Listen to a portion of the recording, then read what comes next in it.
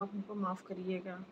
और अ, अल्लाह के फज़ल व करम से अल्लाह ने इस राह पे लगाया है कि अल्लाह हमको कामयाब करे और हम दीन की राह पर चलें।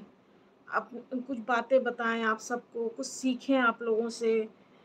तो कुछ बातें आज बताते हैं आपको कि कुरान मजीद का पहला पैगाम जो वही के तौर पर अल्लाह ने उतारा, वो कौन सा था?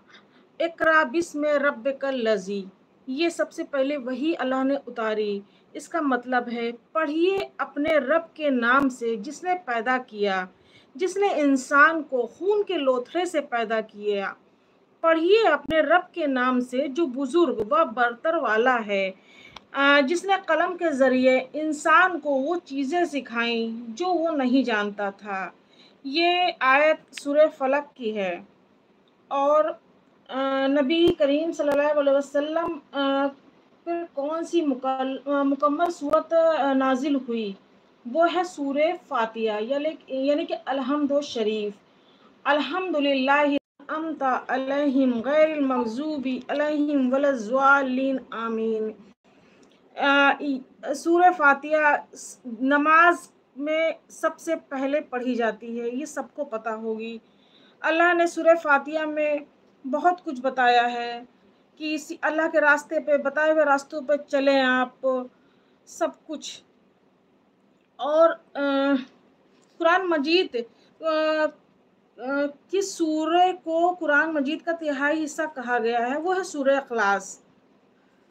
कुरान मजीद हमारी ज़िंदगी पर किस तरह से असर डालती है? कुरान मजीद से बड़ी और कोई इल्मी, फ़िक्री और अखलाकी ताकत नहीं है।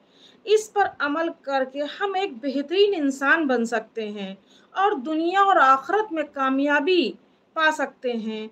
यह हमारी कामयाबी की ज़मानत है और शर्त यह है कि हम अल्लाह के बताए हुए रास्तों पर चले, आपने रसूल नबी करीम सल्लल्लाहु अलैहि वसल्लम की सुन्नतों को लेकर चले, तो हमारी ज़िंदगी पूरी तरह से बदल सकती है।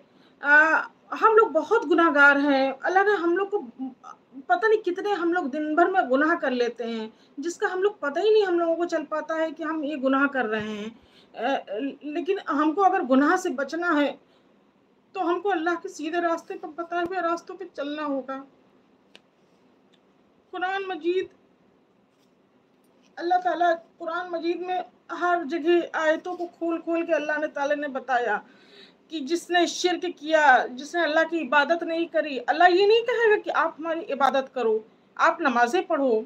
अल्लाह ने तो बता दिया है, लेकिन हम इंसान को अल्लाह ने अक्ल भी तो दी है कि हम अल्लाह के सीधे रास्तों पर चलें, अल्लाह के बताए हुए रास्तों पर चलें, उनके अहकाम को मानें, उनकी बताई सूरतों को पढ़ें। हम अपने बच्चों को दीन बताएं।